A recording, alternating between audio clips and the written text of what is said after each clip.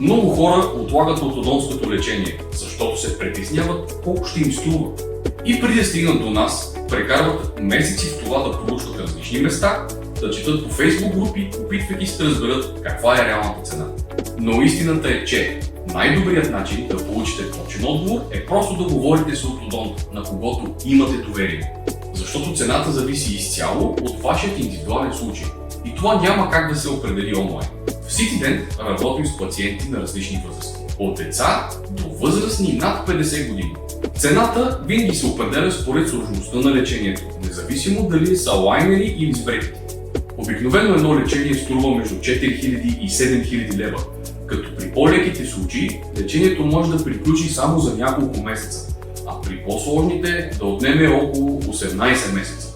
Винаги започваме с ясен и подробен план, а плащането може да се разпредели на 18 равни вноски без никаква лихва. Разбираме, че хората се тревожат дали няма да се появят скрити разходи. Затова при нас всичко е напълно прозрачно. Знаете крайната сума още преди да започнем лечението.